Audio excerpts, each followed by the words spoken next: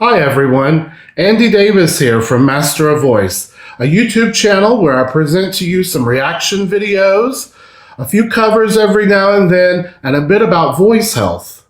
Today, I'm going to talk to you about hydration. It's a big deal for a lot of singers, and I'm one of those singers. From time to time, I deal with seasonal allergies and just, the occasional cold or sinus issues that arise for a lot of us. Some people don't have to deal with this a lot, but for me, it is a key factor for when I am in good vocal health or not.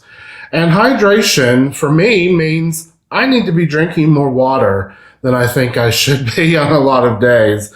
Water intake is key to a lot of healthy living, but for me, it is key to my vocal health. Water thins mucus. There's no other way to put this except let's talk snot or phlegm, if you will. Mucus gets in the way when I'm trying to sing, and I want to thin it out as much as possible.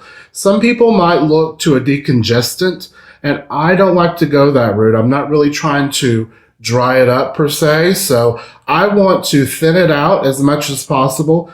And for me, that is generally a combination of water, a lot of water, and more water. Or I do sometimes put into the mix of my vocal care an expectorant like guaifenesin, which is sold over the counter in any big box or dollar store even as Mucus Relief is the generic brand of it. There are some name brands. And I say if you're looking for those name brands, just get the basic guaifenesin. Shy away from any of the DM, PM mixes. They try to add in some other things like a decongestant. But an expectorant and water are really helpful to me. There are times when my doctor has told me to mix in a bit of the Flonase, even in the generic brand, and those are sold over the counter now as well. I am just trying to get the mucus as thin as possible and out of my system, to flush out of my sinuses, out from the back of my throat, and it seems like water is the key. There are things that are a barrier to that, however, and those tend to be drinks that I enjoy, like caffeinated beverages, and sometimes alcohol does that to people. There's a bit of a myth about milk and dairy.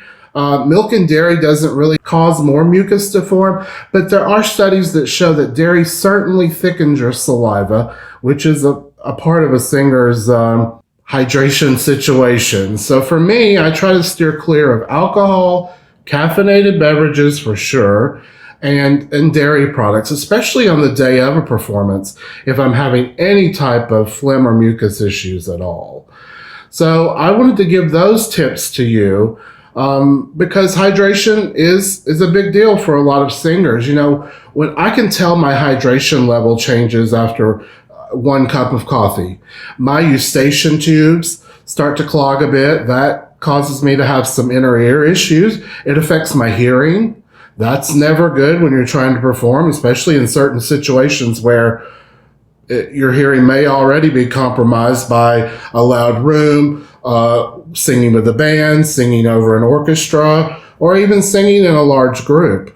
You need your ear to be there just as well as your singing voice, so you make sure that your intonation is proper, that you're singing on key.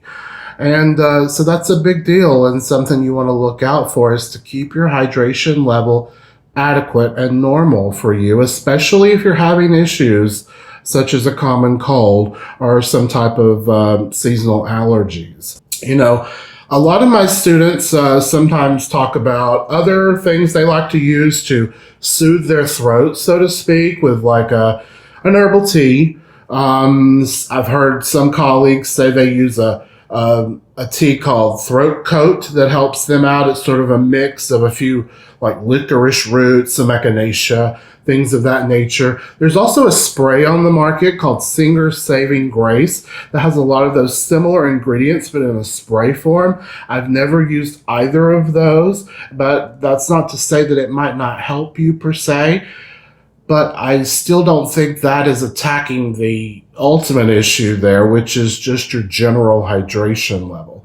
And another thing about those, a lot of students say, I'm going to go home and drink a hot tea to soothe my throat and to try to work away some of the mucus from my vocal folds. And there's a little bit of a myth in that as well. And I've had a few students surprised to hear this, but anything you drink will not pass your vocal folds.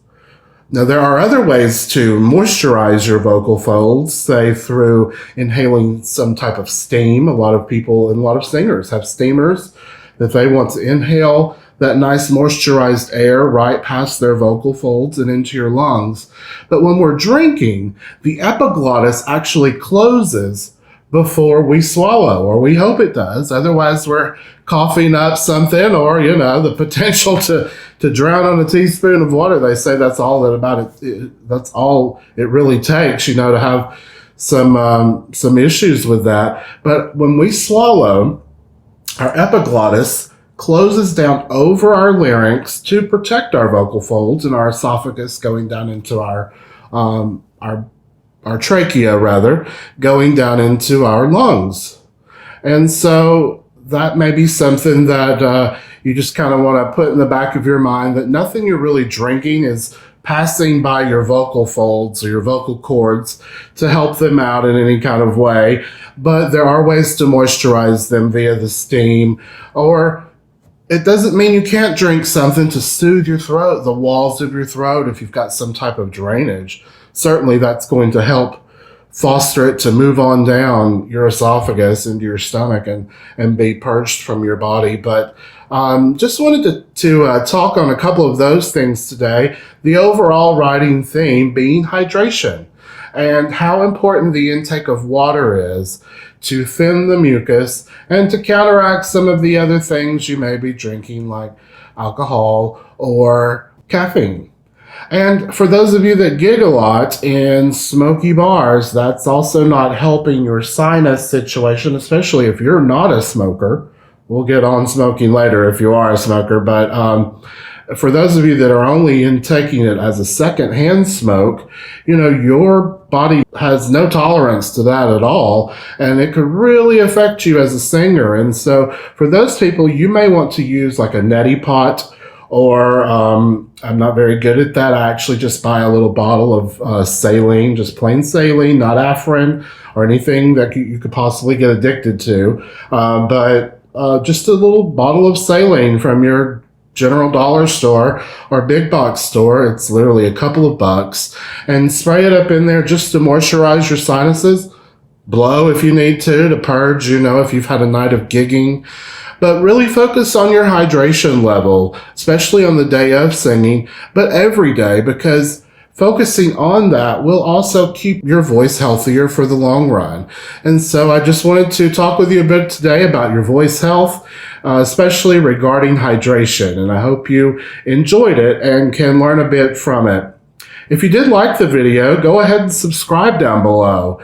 Click the bell and it will notify you when I put out new videos. Hit like on the video if you don't mind, and leave me a comment down below. I'm already learning a lot from the few comments I've gotten on the channel, and it's only going to help me get better at putting out content to hopefully help and inspire you all to be better singers. Thanks.